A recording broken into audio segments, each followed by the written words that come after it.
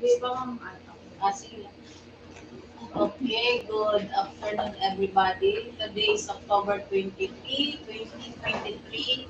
We will have our pre-bid conference for 6 projects. 5 for CY 2024 regular and for projects, and 1 for CY 23 regular and for projects. Before we proceed with the pre-bid proper, let's have first our attendance to determine if we have a quorum. Ma'am Ninette, please go the roll.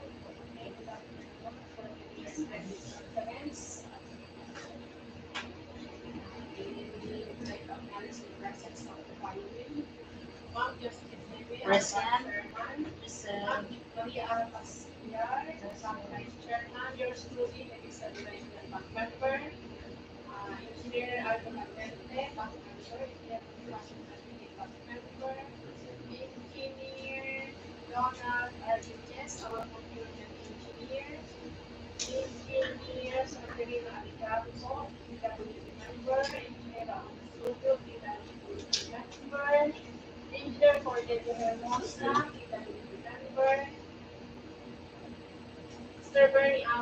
Present.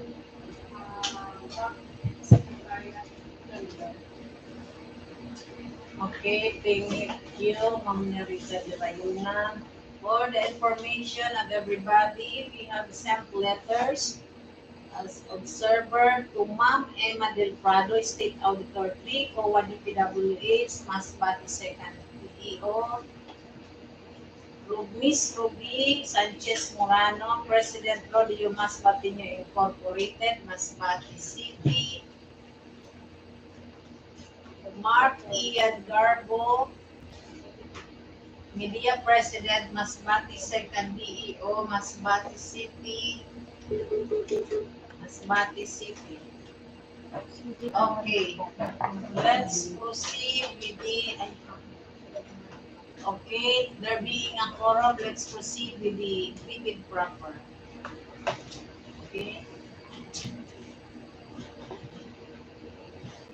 We start with 24FI0006. Organizational outcome 1, ensure safe and reliable national road system, asset preservation program, rehabilitation, reconstruction, upgrading of damaged paved road, secondary roads, junction, Tawad Balod Road, kilometer 39 plus 453 to kilometer 39 plus 606. Scope of work, rehabilitation of paved road, location, Milagros, Masbate. Approved budget for the contract, 15,636,810 pesos and 54 centavos. Contract duration, we have 124 calendar days. License classification required at least C and D for general engineering and small D for roads. Engineer Disoyo, please discuss the major and similar category as well as the equipment and key person. Good afternoon, everyone. For the 24FI0060, the liquor category award must be for RRP road rehabilitation CP. The similar category for RCP road construction CP and RCP road construction talent CP. For the key personnel, one project manager, one project engineer, one materials engineer, DPW acrylic materials engineer, one foreman, and others. For the equipment, one applicator machine, one backhoe with a capacity of 0.8 cubic meter or 1.04 cubic yard, one backhoe scraper, 0.88 cubic meter, and or 1.04 cubic yard, one bar bender, one bar cutter, 29 by 8 flasher light, one boom truck with 10 metric tons capacity, one bulldozer, one cart or service truck with 2 to 5 metric tons, one cart or service truck with capacity of 9 to 10 metric tons, one standard grade chainsaw, one concrete batch plant, one concrete saw with a 14 diameter blade, one concrete scraper, one concrete vibrator, three dump truck with capacity of 12 cubic yard, one drain sealer machine, one kneading machine, one low bed trailer, one motorized road grader, one bagger mixer, one unit payloader with a capacity of 1.5 cubic meter or 1.5 cubic yard, one feed compactor, one unit telescopic monolith with capacity of 15 meters maximum working height, four unit transmixer with a capacity of 5 to 6 cubic yard or 177 HP, two-way radio, one bimetal roller with a capacity of 10 metric tons, and one unit water truck or pump with capacity of 16,000 liters and minor tools.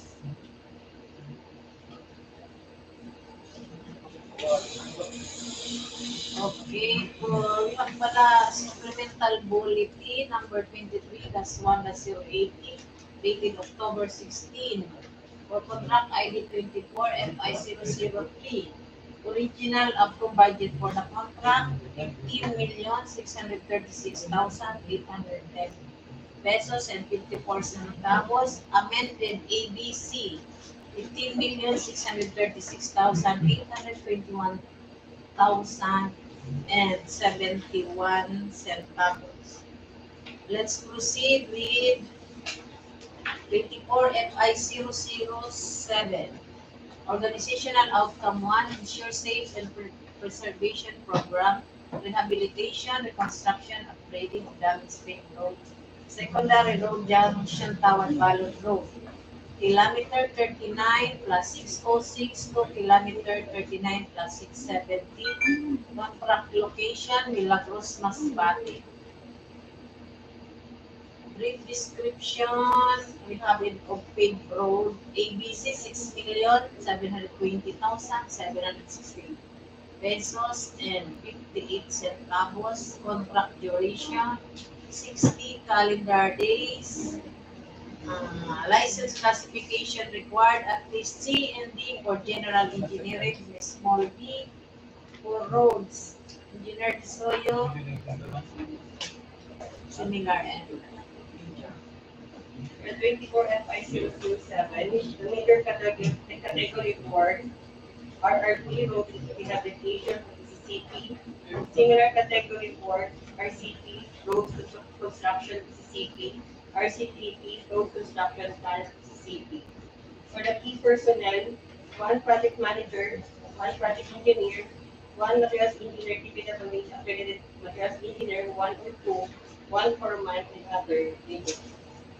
For the equipment, one unit applicator machine, one unit backhoe with capacity of 0.88 cubic meter or 1.04 cubic yard, one unit backhoe with breakers, 0.8 cubic meter or 1.04 cubic yard, one 3-piece bar bender, one single-piece bar cutter, 29 3-volt battery operated armored collar body with flasher light, one unit 10 metric tons boom truck, one unit bulldozer, one unit 2 to 5 metric tons cargo service truck, one unit 9 to 10 metric tons cargo service truck, one unit chainsaw, one concrete batch plant, one concrete saw, one concrete splitter, one unit concrete vibrator, one 12 cubic yard dump truck, one drain sealer machine, one kneading machine, one low bed trigger, one motorized road grader, one bagger mixer, one payloader, one feed compactor, one telescopic monolith, one transit four unit transit mixer, two-piece two-way radio, one vibrator roller, one water tap, and other minor fees. Okay, thank you, Engineer Sorio. We have also supplemental bid bulletin 23 I-081 dated October 16, 2023 for contract ID 24FI0007. Original approved budget for the contract is 6,720,768 pesos and 58 centavos. Amended approved budget for the contract 6,720,780 pesos and 64 centavos. Okay, let's proceed with 24FI0008. Organizational Outcome 1, ensure safe and reliable national road network development program, road widening, secondary roads, Masbate Katayngan Plaza Road, kilometer 2 plus 503 to kilometer 3 plus 275. Contract location, Masbate City, scope of work, road widening, ABC 41,727,274 pesos and 51 centavos. Contract duration 180 calendar days. License classification required at least B for general engineering and medium A for roads. Okay, Engineer Visoyo, major and senior capability for For 24FI0008, major category of works, RCP, roads construction, PCCP. Similar category of works, RRT, roads and rehabilitation, PCCP. RCTP, roads construction, tunnel, PCCP. For the key personnel, one project manager, one project engineer, one materials engineer, repeatable accredited materials engineer, one or two, one foreman, another lead. For the equipment, we have one unit applicator machine, one unit backhoe with capacity of 0.8 cubic meter or 1.04 cubic yard, one unit backhoe with breaker, 0.8 cubic meter, 1.04 cubic yard, one 3-phase bar bender, one single phase bar cutter, 16 3-watt battery operated amber color body flasher light, one unit 2 to 5 metric tons boom truck, one unit 10 metric tons boom truck, one unit bulldozer, one 2 to 5 cubic meter cargo or service truck, one unit 9 to 10 metric tons cargo or service truck, one standard chainsaw, one concrete batch plant, one concrete saw, one concrete splitter, one unit, 2 units concrete vibrator, one cutting outfit, 12 cubic 12 cubic yards dump truck, one coin seeder machine, one leading machine, one loaded trailer, one motorized road grader, one bagger mixer, one plate loader, one plate compactor, one telescopic monolith, two-way radio, four transit mixer, one direct load roller, one water truck, one unit welding machine, and other tools. Okay, thank you. For 24FI0008, we have supplemental bid bulletin number 23-I-082 dated October 16, 2023. Original approved budget for the contract were 41,727,274 pesos and 51 centavos.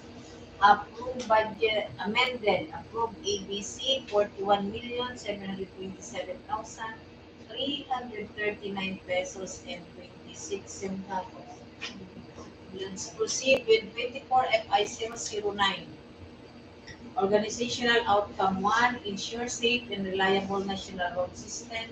Bridge Program, replacement of permanent weak bridges, Lumbang Bridge along Masbate Milagros Road, Phase 2.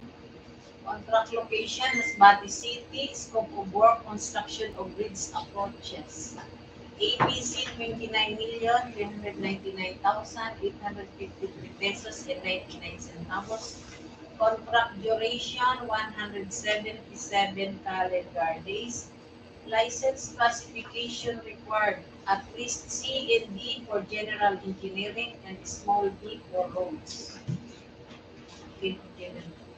24FI0009 major category of work, RCP, road construction, PCCP. Similar category of work, RRP, road rehabilitation, PCCP, RCTP, road construction, tunnel, PCCP.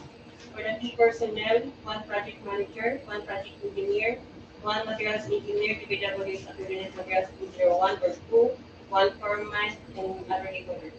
For the equipment, one unit water truck pump with capacity of 16,000 liters, 2 units 12 cubic yard dump truck all model, 4 units transit mixer, one payloader, one coffee batch plant, one backhoe, one cargo service truck, one boom truck, one paid compactor, one applicator machine, one kneading machine, one unit telescopic man lift, one concrete vibrator, one with bar cutter, one coffee saw, one bar bender, one loaded printer, one unit of speaker, one battery flasher light, one joint sealer machine, one cargo or service truck, 9 to 10 cubic metric tank, one unit other one water mixer, and another minor tools. Okay, thank you, Engineer Istorio. For 24FI0009, we have supplemental bid bulletin number 23, that's I-083, dated October 17th. Original approved ABC, 29,399,853 pesos and 99 centavos. Amended approved budget for the contract, we have 29,399,895 pesos and 22 centavos. Let's proceed with 24FI0010. Convergence and Spatial Support Program, Basic Infrastructure Program, Access Roads, bridges from national roads leading to major strategic public buildings, facilities, construction of road, Junction National Road, Barangay Kalumpang, Milagros Masbate, contract location, Milagros Masbate, scope of work, construction of concrete road. ABC 24,749,785 pesos and 83 centavos. Contract duration 150 calendar days. License classification required for this contract, at least C and D for general engineering and small B for roads. Engineer Disoyo, please. 24FI0010 major category of work are CP road construction PCCP. Similar category of work are RT road rehabilitation PCCP, RCTP road construction tunnel PCCP.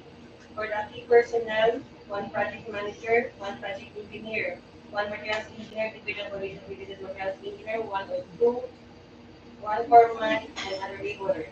For the equipment, one unit applicator machine, one unit backhoe with capacity of 20 cubic meter or 1.04 cubic yard, one three-phase bar bender, one single-phase bar cutter, 40,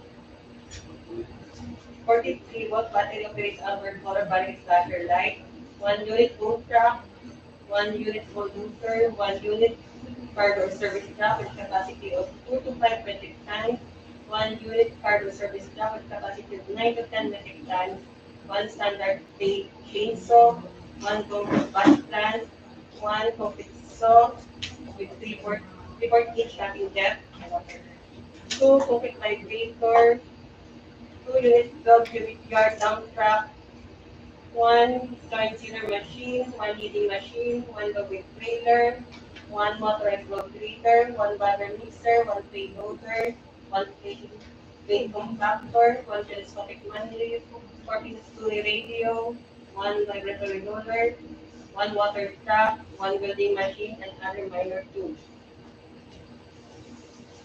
Okay, thank you, Engineer Disoyo. For contract ID 24FI0010, we have supplemental bid bulletin number 23, that's IDA 084, dated October 17, 2023.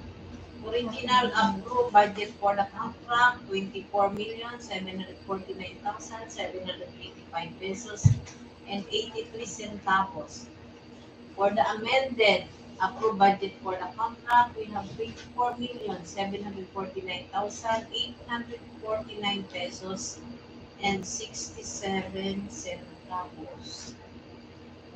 Okay, let's proceed with our projects for 2023 regular ENFRA. We have 23FI0060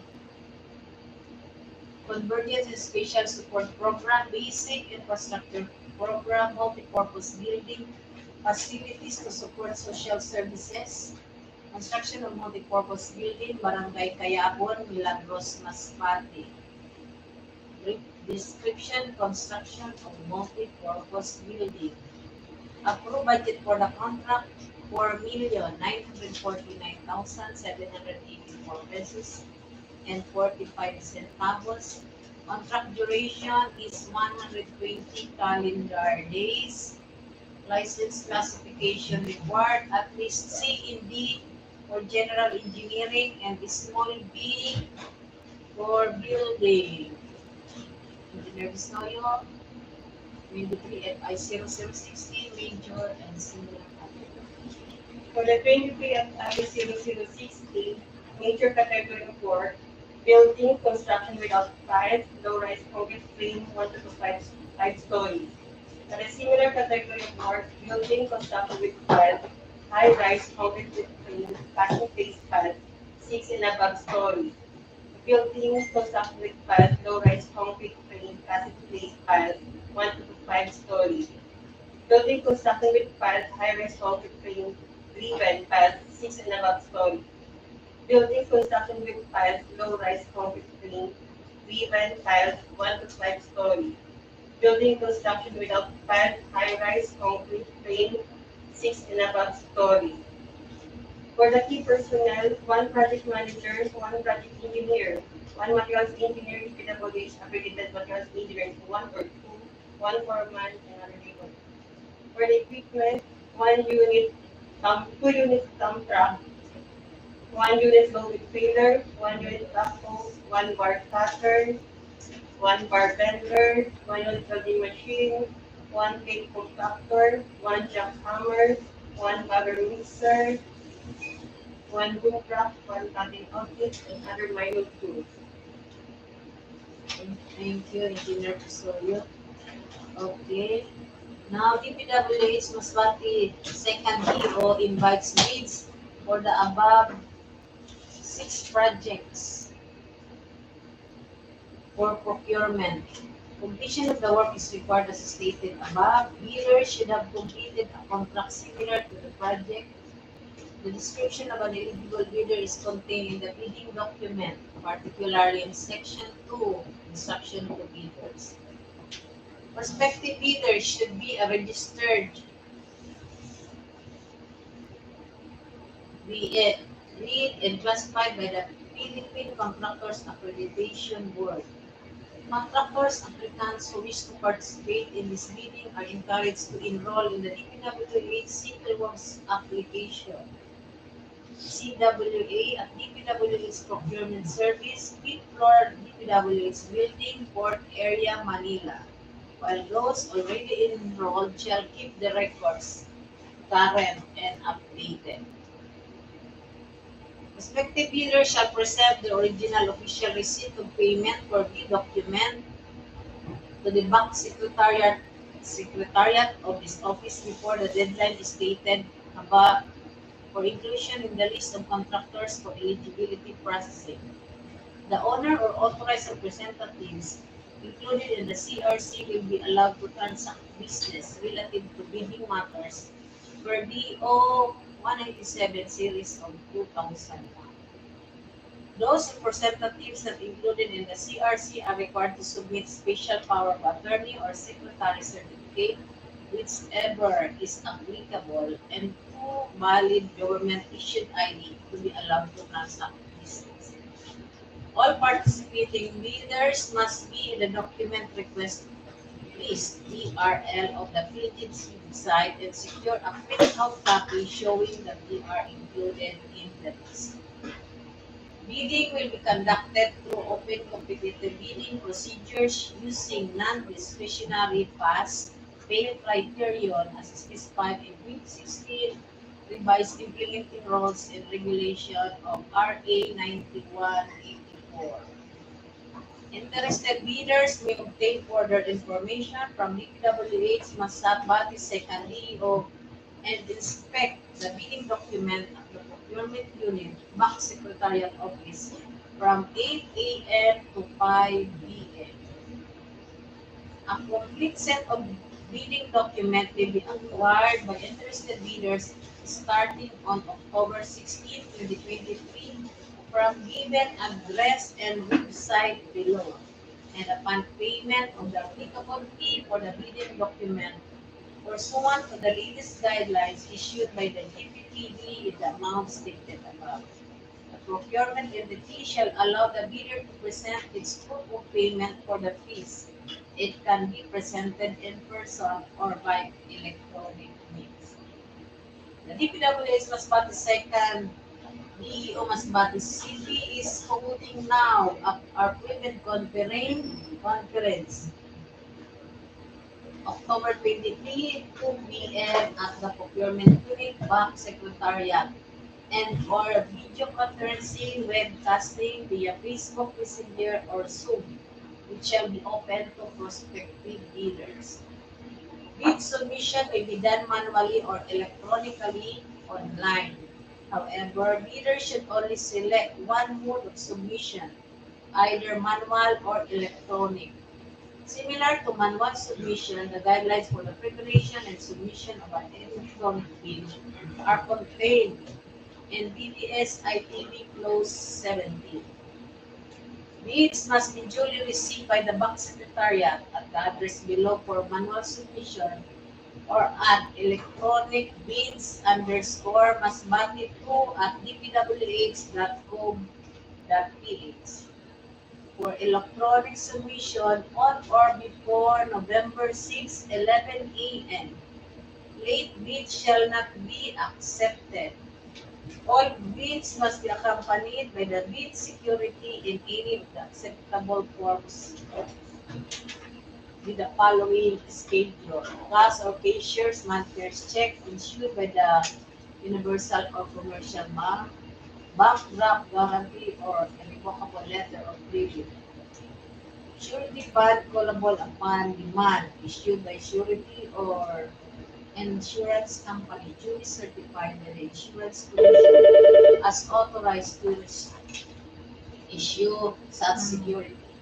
Bid securing declaration is an undertaking which states, among others, that the bidder shall enter into contract with the procuring entity and furnish the required performance security within 10 calendar days or less as indicated in the bidding documents.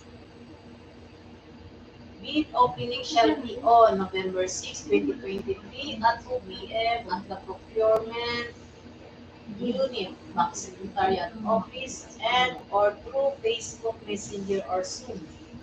Bids will be open in the presence of the bidders' representatives who choose to attend the activity. Equipment capacity as specified in the bid data sheet shall be mandatory and absence of the same shall disqualify the contractor. The DPWH must body secondly or reserves the right to reject any and all bids, declare a failure of bidding, or not award the contract at any time prior to contract award. In accordance with Section 35.6 and 1 of the 2016 revised implementing rules and regulation of RA 9184 without thereby incurring any liability to the affected bidder or bidders. Okay, let's hear from Engineer Sol Aligato some pointers to avoid disqualification of bids. So, Good afternoon, everyone. I'm going to discuss the Rule 8 or otherwise the receipt and opening of bids of the revised IRR of 2016. We have here Section 23 or the eligibility requirements for the procurement of infrastructure projects. Under Section 23.1, for purposes of determining the eligibility of bidders using the criteria stated in Section 23.4 of this IRR, only the following documents shall be required by the bank using the forms prescribed in the bidding laws. We have here, under Class A documents, we have three documents needed: the legal documents, technical documents, and financial documents. Under legal documents, registration certificate from SEC, Department of Trade and Industry, or sole proprietorship or CDA for cooperatives. Second, mayor's business permit issued by the city or municipality where the principal place of business of the prospective bidder is located, or the equivalent document for exclusive economic zones or areas. A recently expired mayor's or business permit together with the official receipt as proof that the prospective bidder has applied for renewal within the period prescribed by the concerned local government unit shall be accepted by the PhilDep for the purpose of updating the PhilDep certificate of registration and membership in accordance with Section 8.5.2 of this IRR. Third, tax clearance per Executive Order 398 Series of 2005 as finally reviewed and approved by the Bureau of Internal Revenue. Under technical documents, we have here the statement of the bidder of all its ongoing government and private contracts, including contracts awarded but not yet started, if any, whether similar or not similar in nature and complexity to the contract with. All of the above statements shall include all information required in the PBDs prescribed by the GPPB. In the case of procurement of infrastructure projects, a valid Philippine Contractors Accreditation Board or the pickup license or special pickup license in case of joint ventures and registration for the type and cost of the contract to be bid. Under financial documents, we have two: the bidder's audited financial statement showing, among others, the bidder's total and current assets and liabilities, stamped, received by the BRR or its duly accredited and authorized institutions for the preceding calendar year, which should not be earlier than 2 years from the date of bid submission. The bidder's computation of net financial contracting capacity or the NFCC. Under Class D document, for infrastructure projects, JV bidders shall submit a JVA in accordance with Republic Act 4566 and its IRR. Each partner of the joint venture shall submit their respective PhilDep certificates of registration in accordance with Section 8.5.2 of this IRR. The submission of technical and financial eligibility documents by any of the joint venture partners constitutes compliance, provided that the partner responsible to submit the NFCC shall likewise submit the statement of all of its ongoing contracts and audited financial statements. Under eligibility criteria, 23.4.2, or known as the procurement of infrastructure projects. Under Section 23.4.2.1, the following persons or entities shall be allowed to participate in the bidding for infrastructure projects. First, duly licensed Filipino citizens or sole proprietorship. B. Partnerships duly organized under the laws of the Philippines and of which at least 60% of the interest belongs to the citizens of the Philippines. C. Corporations duly organized under the laws of the Philippines and of which at least 60% of the outstanding capital stock belongs to citizens of the Philippines. D. Cooperatives duly organized under the laws of the Philippines. Or, letter E, persons or entities forming themselves into a joint venture Example, a group of two or more persons or entities that intend to be jointly and severally responsible or liable for a particular contract, provided, however, that in accordance with Executive Order Number 65, Series of 2018, Filipino ownership or interest of the joint venture concerned shall be at least 60%, and provided further that joint ventures in which Filipino ownership or interest is less than 60% may be eligible where the structures to be built require the application of techniques and or technologies which are not adequately possessed by the person or entity meeting the 60% Filipino ownership requirement. Provided finally that in the latter case, Filipino ownership or interest shall not be less than 25%. For this purpose, Filipino ownership or interest shall be based on the contributions of each of the members of the joint venture as specified in their JVA.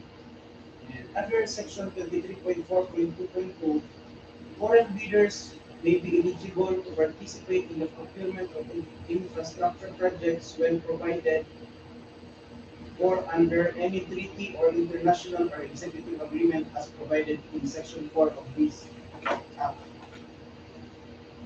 Under Section 23.4.2.3, in accordance with Republic Act 4566 entitled an act creating the Philippine Licensing Board for Contractors, prescribing its powers, duties, and functions, providing funds therefore and for other purposes. The persons or entities enumerated in Section 23.4.2.1 of this IRR may participate in competitive bidding if he has been issued a license by the PICAB to engage or act as a contractor. 23.4.2.4, the bidder shall have completed an SLCC that is similar to the contract to be bid and whose value adjusted for current prices using the PSA consumer price indices must be at least 50% of the ABC to be bid.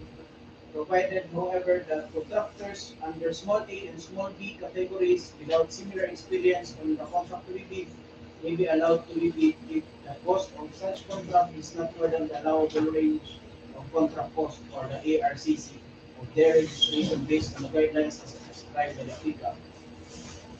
Moreover, a contract shall be considered similar to the contract to be bid if it has the same major categories of work.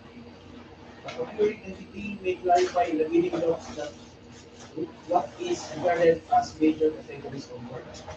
Under Section 22.2.5, the SLCC shall be supported by an owner certificate of final acceptance issued by the project owner other than the contractor or a final rating of at least satisfactory in the contractor's performance evaluation system or the CPES.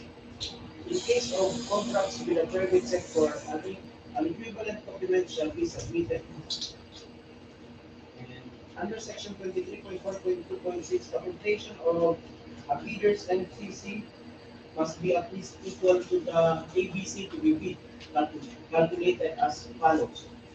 And its NFCC is equals to the current assets minus current liabilities times 15 minus the value of all outstanding or uncompleted portions of the projects under ongoing contracts, including awarded contracts yet to be started, coinciding with the contract to be bid.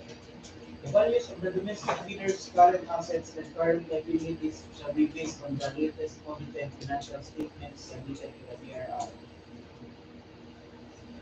For purposes of computing the foreign bidders NFCC, the value of the current assets and the current liabilities shall be based on their audited financial statements prepared in accordance with international financial reporting standards. Under Section 23.5, GOCCs may be eligible to participate in competitive bidding only if they can establish that they are legally and financially autonomous, operate under commercial law, and are not attached agencies to the procuring entity. The GPPB shall promulgate the necessary guidelines for this provision. Lastly, under Section 23.6, notwithstanding the eligibility of a bidder, The procuring entity concerned reserves the right to review the qualifications of the bidder at any stage of the procurement process if the procuring entity has reasonable grounds to believe that a misrepresentation has been made by the said bidder, or that there has been a change in the bidder's capability to undertake the project from the time it submitted its eligibility requirements. Should such review uncover any misrepresentation made in the eligibility requirements, statements, or documents, or any changes in the situation of the bidder which will affect the capability of the bidder to undertake the project so that it fails the eligibility criteria, the procuring entity shall consider the said bidder as ineligible and shall disqualify it from obtaining an award or contract in accordance with rules 11, 12, and 13 of this IRR.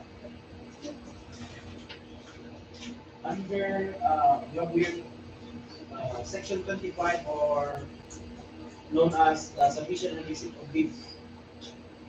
Under Section 25.1, bidders shall submit their bids through their duly authorized representative using the forms specified in the bidding docs in two separate sealed bid envelopes or two password-protected bidding documents in compressed archive folders. In case of electronic bid submission and which shall be submitted simultaneously, the first shall contain the technical component of the bid, including the eligibility requirements under Section 23.1 of this IRR for the procurement of infrastructure projects, and the second shall contain the financial component of the bid. 25.2. The first envelope shall contain the following technical information or documents. First, project certificate of registration and membership in accordance with Section 8.5.2 of this IRR. 2. Pickup license and registration. 3. Statement of all ongoing government and private contracts. 4. Statement of SMCC. 5th, NFCC computation. 6. JBA if applicable. 7. Bid securing in the prescribed form, amount, and validity period. Number 8, project requirements, which shall include the following. First, organizational chart for the contract to be bid.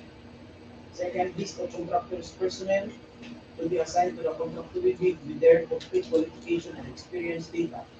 Third, list of contractors' major equipment units, which are owned, leased, and or under purchase agreements, supported by proof of ownership or certification of availability of equipment from the equipment lessor or vendor for the duration of the project or as the case may be. And 9. Omnibus sworn statement in accordance with Section 25.3 of this IRR. The second envelope shall contain the financial information or documents as specified in the PBDs.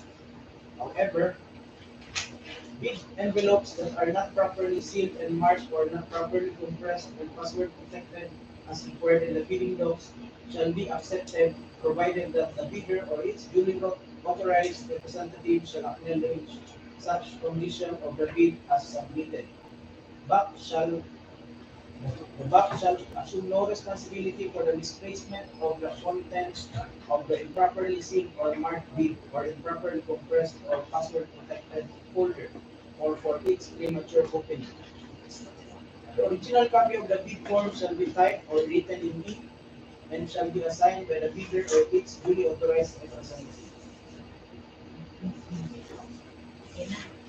Okay, thank you, Engineer Sal Aligato. Again, reminders to our prospective bidders, no?